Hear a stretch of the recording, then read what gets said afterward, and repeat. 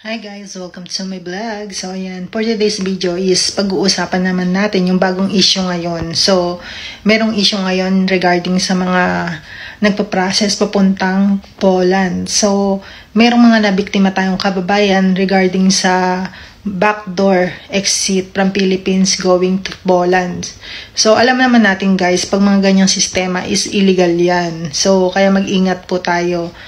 So, actually po is nasa Rappi tool po in action na sila. Nagreklamo na sila at nagpa-rescue sila kay Senator Rappi. So, ito po yung video. Baka kami nag-hiking kung alam nila.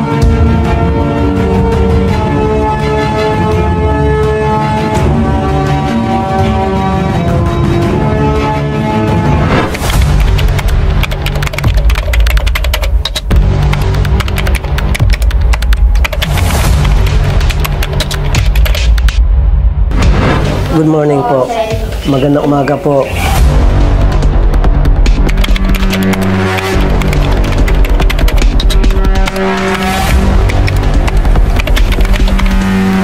Paano kayo napunta dyan? Una po kasi nag-apply po kami sa JFY or Job for You International. Paano niyo po nakilala ito pong Job for You?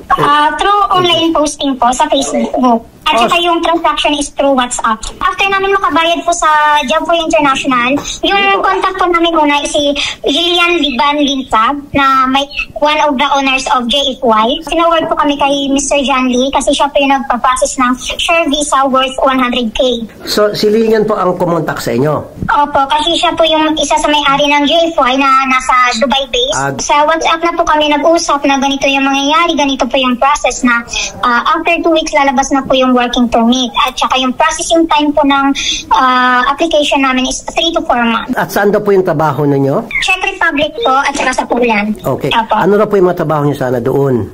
Warehouse po or factory worker. Seasonal farming po. Seasonal farming. Pag-bigyan po kami profit. Okay.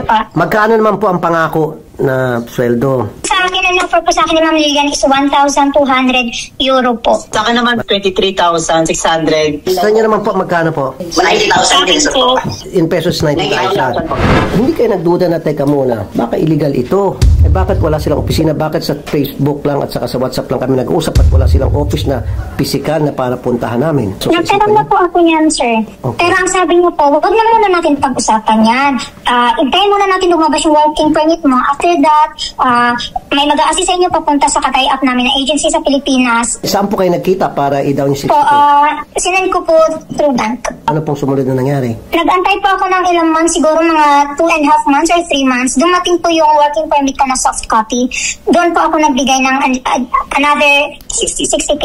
Nakapagbayad na po kayo ng 127,000? Yun na po, doon na po nagsimula yung drama ni Lilian po na wala kaming makuhang slot ganito sa sa VFS kasi puno daw sa dami na nag-a-apply.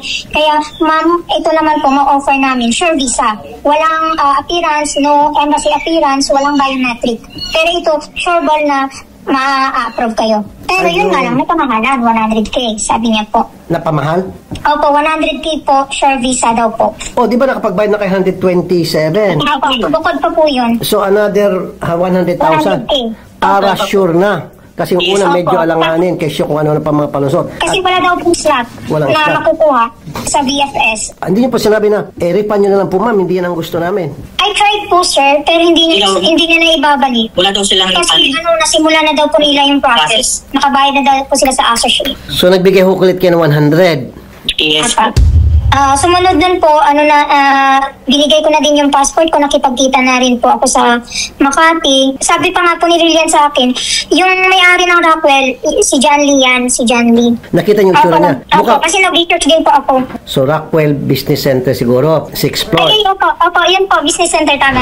Hanap po si Mr. John Lee. Tapos sabi ko nung nasa, sa front desk, sino si John Lee? Wala kaming kilalang John Lee.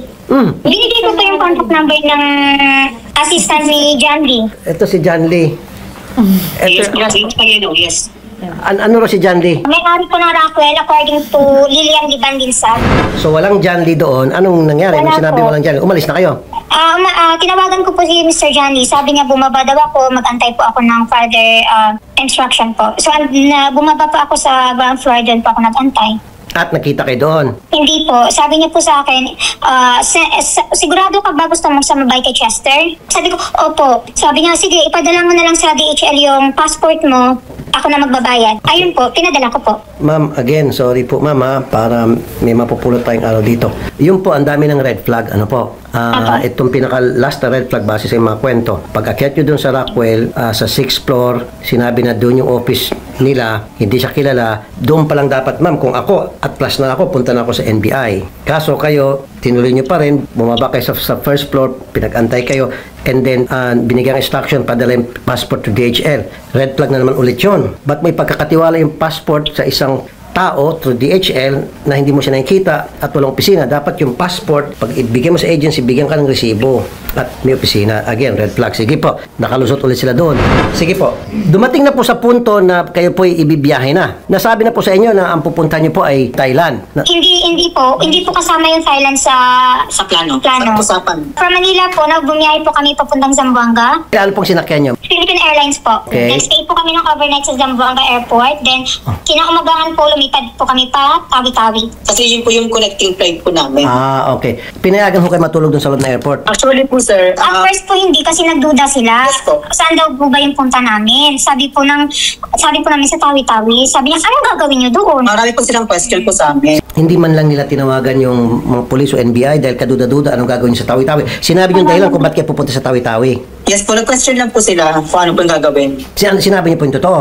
Sabi namin po, aatin po ng kasal ng kaibigan namin.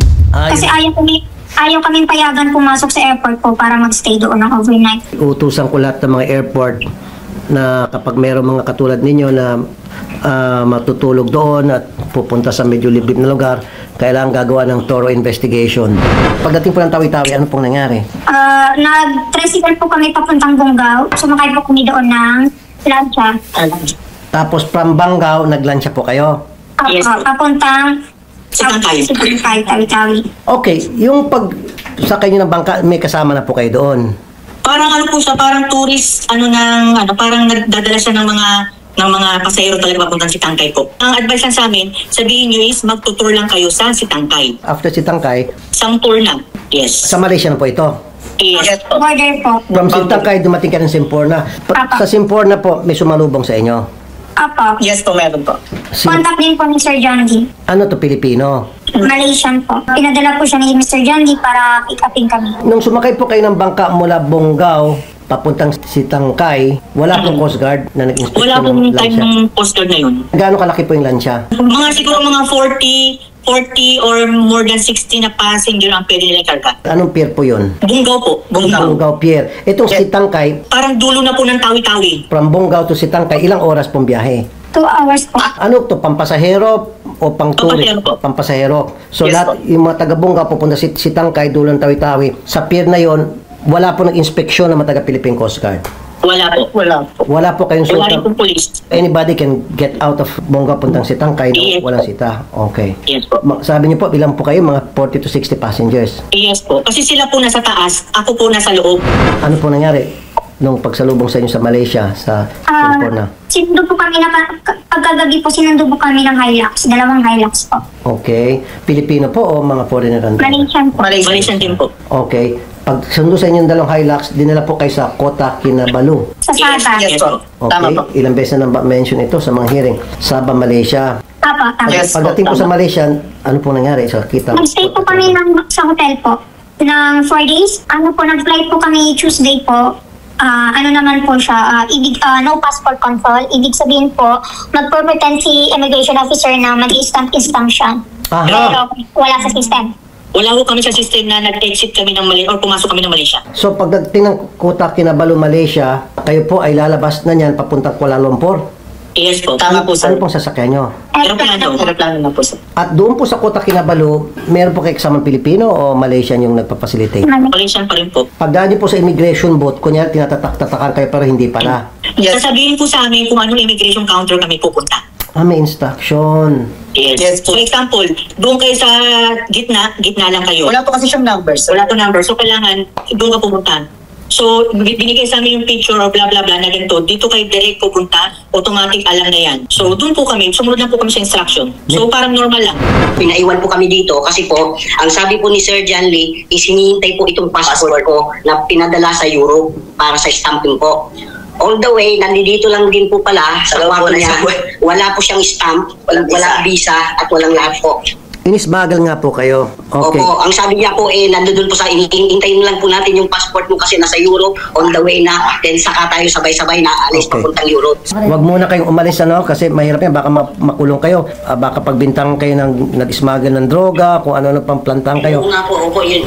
Secretary, gusto ko po ng rescue operation. Meron mga nakatenga tayong mga kababayan doon na naloko at biktima ng illegal recruitment. Pwede ba natin silang ma-rescue in 1 hour or 2 hours? Maybe 2 hours papupuntahan po natin doon. Opo. Intake po ako ng update Sama niyo po yung DFA and all. Salamat po, Sec. Thank you po. Thank you po. Yusek, sasabihin ko na lang kay Secretary Katlak na makipag-coordinate sa iyo para mapabilis yung rescue operation. Tama po. Sige. Wait for the details, Sige. Kasi right. So, ayan nga po. So, may mga nabiktima tayong mga kababayan papuntang Poland. Kaya po sa mga nagbabalak na mag-apply at pupunta dito sa Poland is mag-inquire po sa DMW or yung alam nyong mga legit talaga nagpapaalis. Kasi doon pa lang malalaman nyo kung illegal na yan or illegal yung nagpa-process na a-applyan nyo. Kaya doble ingat po tayo kasi nga malaking pera din yung nagagastos natin para makapag-apply ng Poland. Kung sa tingin nyo po is illegal yan, wag po nating i-grab yung opportunity na makarating lang sa Poland is magba-backdoor exit tayo. Masyado pong delikado para sa atin yun. So, tama naman po yung sinasabi sa video na pwede kayo mapagkamala na nag-i-illegal kayo ng droga. So, nakakatakot po yun. May possible pa kayong makulong. So, yun lang po guys. Thank you for watching. Bye!